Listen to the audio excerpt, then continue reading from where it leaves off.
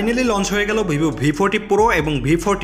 এই দুইটা ফোনই ভিভো ভি সিরিজ থেকে এসেছে, মানে বুঝতেই পারছেন এই দুইটা ফোনই ক্যামেরা, ডিসপ্লে থেকে শুরু করে পারফরমেন্স পর্যন্ত সবকিছুতেই অলরাউন্ডার। ভিভো ভি সিরিজ এমন একটা সিরিজ যেটা সবার পছন্দের, কারণ এই সিরিজের মধ্যে একসাথে সবকিছুই পাওয়া যায়, কোনো জায়গায় কম্প্রোমাইজ করতে হয় না।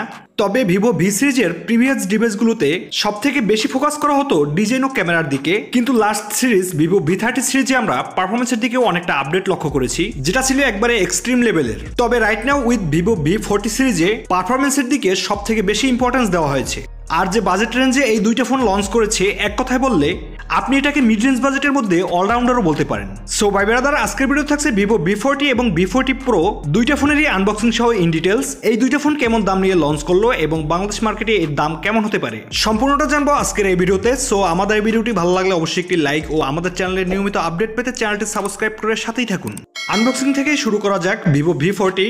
এখানে একটা ইন্টারেস্টিং বিষয় হলো ভিভো এবার তাদের নন প্রো মডেলেও জায়েজের লেন্স ব্যবহার করেছে, মানে বুঝতেই পারছেন দুইটা ফোনের ক্যামেরা পারফরমেন্সই এক্সট্রিম লেভেলের হতে চলেছে। বক্সের ভিতরে থাকছে প্রথমেই ফোন, এই কালারটার নাম টাইটেনিয়াম গ্রে, ব্যাক সাইডে গ্লাস বিল্ড, খুবই সিমিলার একটা ডিজাইন, বেশ সুন্দর। এরপর একটা colourful soft plastic back cover, যেটা ফোনে লাগালে বোঝাই যায় না এখানে একটা কভার ইউজ করা হয়েছে। এরপরে ডকুমেন্টেশন, সাথে 80 ওয়াট ফ্ল্যাশ চার্জার সহ USB type C to type C charging cable, আর সবশেষে একটা সেমিজেক্টর পিন। এবার যদি আমরা এর বড় ভাই ভিভো V40 Pro ফোনটির দিকে আসি, এর বক্স কন্টেন্টে রয়েছে প্রথমেই ফোন, এটাও গ্লাস বিল্ড, এই কালারটার নাম গঙ্গাস ব্লু, যেটা ডেডিকেটেড ইন্ডিয়ার গঙ্গা নদীর স্রোতের প্যাটার্ন। এরপর একটা soft transparent plastic back cover, যেটা লাগানোর পরে দুইটা ফোনের মধ্যেই আপনারা দেখছেন খুবই সুন্দর লাগে।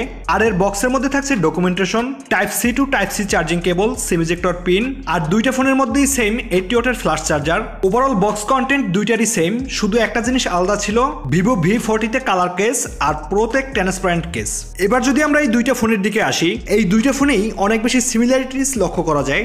সবার প্রথমে আপনারা এই দুইটা কালার তো অ্যাভেলেবেল পাচ্ছেনই, তবে V40 তে লোটাস পার্পল নামের একটি কালার ভেরিয়েন্ট থাকছে, যেটা ইন্সপায়ার্ড ইন্ডিয়ার থেকে। তাছাড়া দুইটা ফোনেই গ্লাস ব্যাক, তবে V40 তে ম্যাট ফিনিশ আর প্রোতে গ্লসি ফিনিশ। কিন্তু একটা ইন্টারেস্টিং বিষয় হচ্ছে এই দুইটা ফোনেই থাকছে অনেক বড় ব্যাটারি, 5500 mAh এর, মানে এত পাতলা লাইট ওয়েট একটা ফোনের মধ্যে এত বড় ব্যাটারি সত্যিই ভাবা যায় না। ও হ্যাঁ, ওয়েটটা তো বলাই হয়নি, সবকিছু মিলিয়ে ভিভো V40 Pro ফোনটির ওয়েট থাকছে 194 গ্রাম।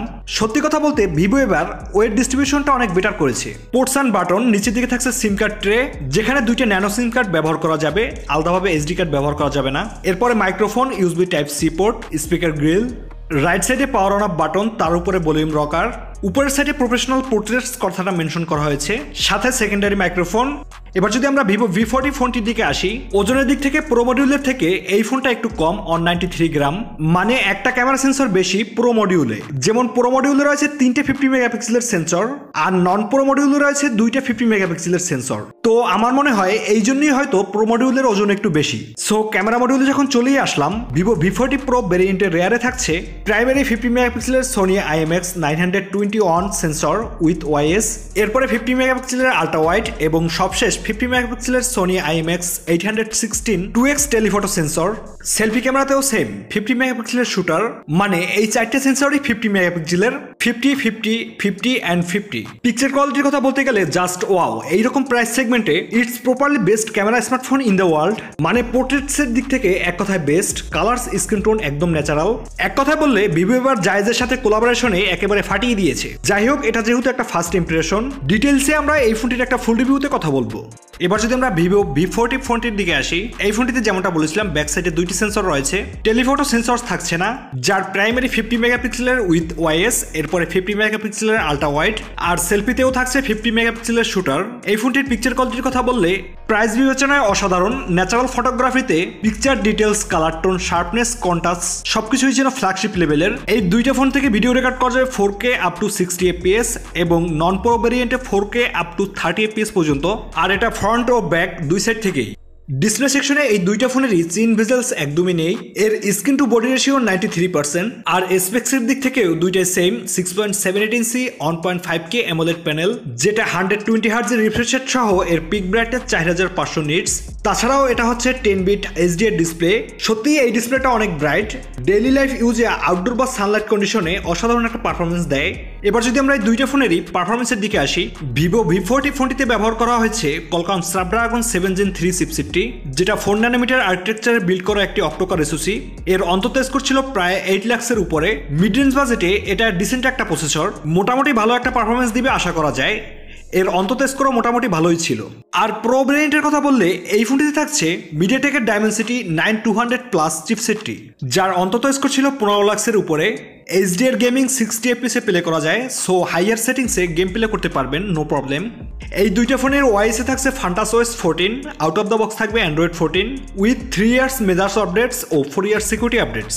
আর ভিভো V40 প্রো ফোনটি গ্লোবালি মোট দুইটি র্যাম ভেরিয়েন্টে লঞ্চ করে, 8GB 256GB এবং 12GB 512GB স্টোরেজ। আর নন প্রো ভেরিয়েন্টটি লঞ্চ করে 3টি ভেরিয়েন্টে, 8GB 128GB, 8GB 256GB এবং 12GB 512GB স্টোরেজ। এর RAM type LPDDR4X, storage type UFS 2.2। আর প্রো ভেরিয়েন্টের RAM type LPDDR5X, storage type UFS 3.1। Pricing এর দিকে আসলে এর যে প্রো ভেরিয়েন্টটির 8GB 256GB স্টোরেজ রয়েছে তার দাম রাখা হয়েছে 49,999 রুপি, যেটা বাংলাদেশি টাকায় কনভার্ট করলে প্রায় 65,000 টাকার মতন আসে। আর 12GB 512GB স্টোরেজ ভেরিয়েন্টটি লঞ্চ করে 55,999 রুপিতে, যেটা বাংলাদেশি টাকায় প্রায় 75,000 টাকার মতন। তবে এর যে নন প্রো ভেরিয়েন্টটি রয়েছে তার দাম অনেক কম রাখা হয়েছে। এর বেস ভেরিয়েন্টটি শুরু 34,999 রুপি থেকে টপ ভেরিয়েন্টটি 41,999 রুপি পর্যন্ত। সো বাংলাদেশি টাকায় এর বেস ভেরিয়েন্টের দাম হবে 45,000 টাকার মতন। ব্যাটারি ও চার্জার যেমনটা বলেছিলাম, এই দুইটা ফোনেই রয়েছে অনেক বড় ব্যাটারি 5500 mAh এর, এবং এর সাথে দেওয়া হয়েছে 80 ওয়াটের flash charger, obviously fast charging.